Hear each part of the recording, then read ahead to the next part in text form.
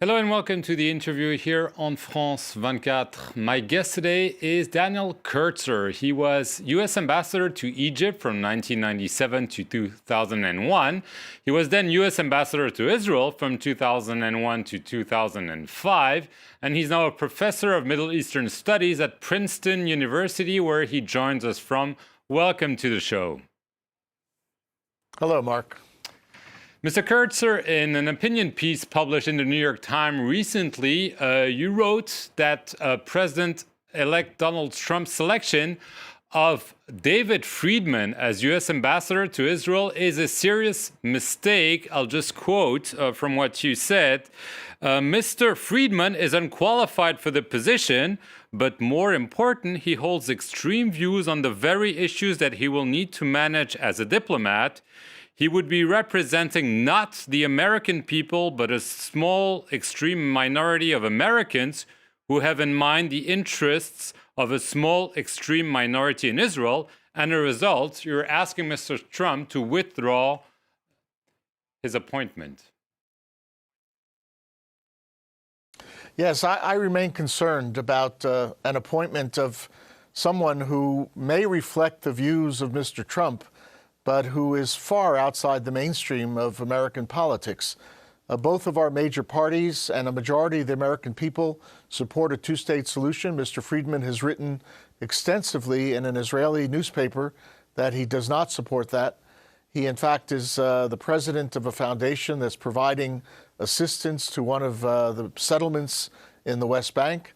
Perhaps even more importantly, he has been critical in terms that are not used of American organizations with which he doesn't agree. He called J Street, for example, capos, those who assisted the Nazis during the extermination of the Jews in World War II. This is a man who was on the extreme fringe, and unfortunately, Mr. Trump may appoint him as ambassador to Israel. I think it's a mistake.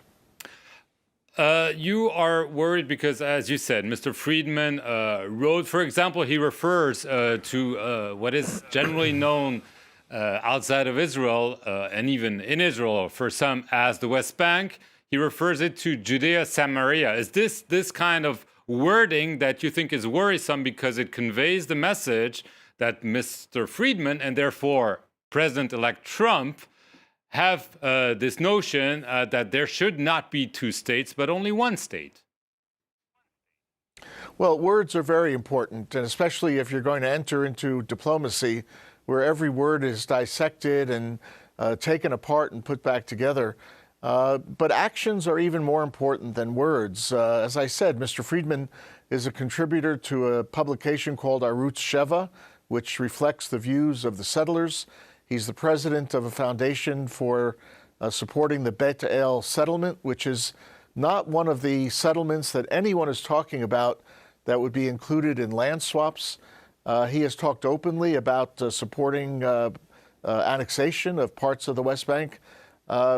Really, this is it's quite extraordinary after so many years of American and international efforts to help Israel and the Palestinians make peace, to have a diplomatic appointment of someone who only favors one side and favors the extreme view of that one side. In addition to words, as you say, some acts could be important, and the one that's been mentioned by Mr. Trump, by his appointees, if they are confirmed, is moving the American embassy to Jerusalem. This has been promised by a number of U.S. presidents, but it has never been implemented. Do you think that this could indeed happen this time? And if so, are you afraid of the consequences, violence, maybe a so-called third intifada? Well, the spokespeople for Trump are talking openly about their intention to do so. Kellyanne Conway, who has been one of Mr. Trump's key press people, has said that it will happen soon. Mr. Friedman himself said that he expects to do it soon.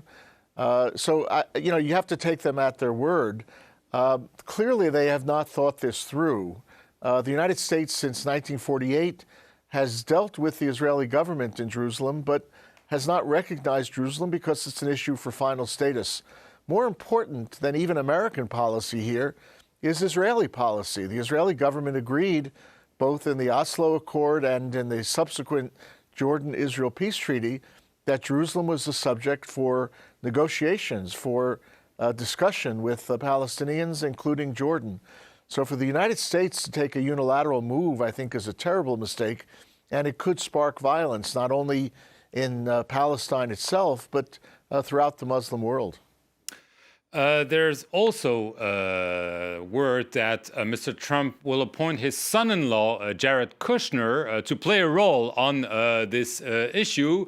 Mr. Trump said Jared knows the region, he knows the people, he knows the player. He will be able to secure a deal which no one has managed to get.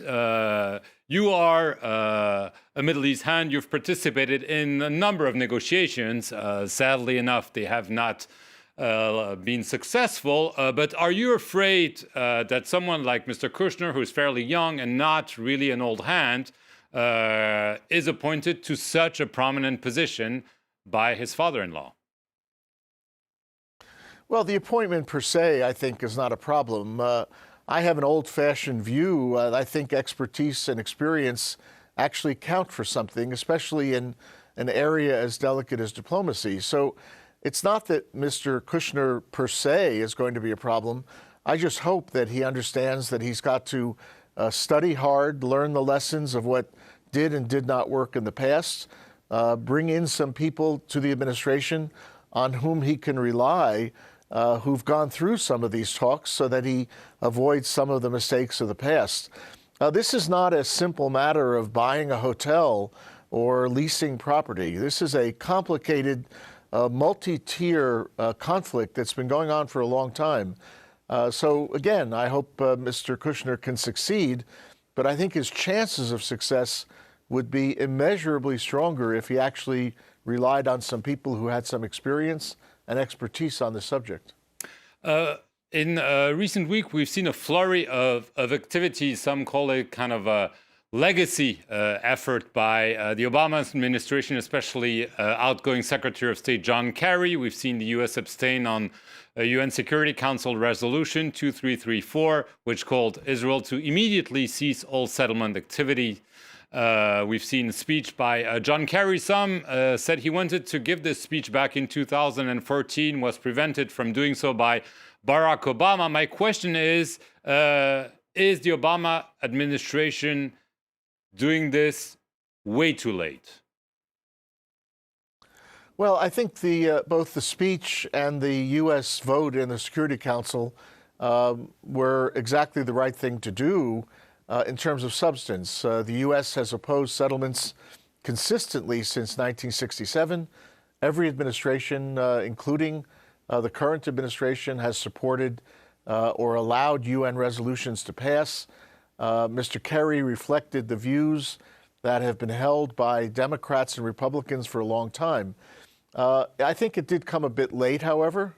It might have been helpful to have Mr. Kerry's 6 principles out on the table a couple of years ago, together with an action plan that could be implemented or at least pursued. But at least the administration is leaving behind a kind of blueprint of what it thought should have happened. And Mr. Trump would be wise to study it carefully, look at it, hand it to Mr. Kushner, and say, maybe you want to take a hard look at this and implement some of the good ideas that are contained. The problem is that someone who immediately reacted to this and called it a shameful U.S.-guided attempt was the Israeli Prime Minister Benjamin Netanyahu. This doesn't really herald an era where there'll be in-depth negotiations between Israel and the Palestinians, does it? Well, I think Mr. Netanyahu's response was not temperate. I think it reflected a lot of the personal animus that has characterized his relationship with President Obama. When you look at the speech and you look at the words of the speech, there's no surprises there. This is something that Obama and Kerry have talked to Netanyahu about for 8 years. It's something that our presidents have pursued for a long time. So, you've got politics that are being played here. Netanyahu is positioning himself to be a favorite son of the Trump administration. But I think it would be well advised of the Israeli government to take a hard look at this speech and analyze their own actions, especially with respect to settlements, to see whether a different path forward would be possible. Last question. With the arrival of Mr. Trump that's being cheered, as you mentioned, by Benjamin Netanyahu, are you afraid that this could be the last nail in the coffin of the peace process you and others have worked so hard on? Well, it certainly presents problems. I'll tell you the truth, though. We've done some very hard studies of alternatives to a two-state solution, and there really aren't any. It's wishful thinking to believe that there is some magical formula that Israelis and Palestinians could agree to that we haven't thought of. And in fact, the separation that's involved in a two-state solution, the idea that both peoples will be given the right to govern themselves and to act respectably to their neighbors, is really the only outcome that measures up to reality. So, we may be in a period of failure to make progress, but at some point you're going to have to come back to the idea of partition, to the idea of two states for two peoples living side by side in peace and security. Thank you very much, Daniel Kurtzer, for your time, and thank you for watching this interview here on France 24.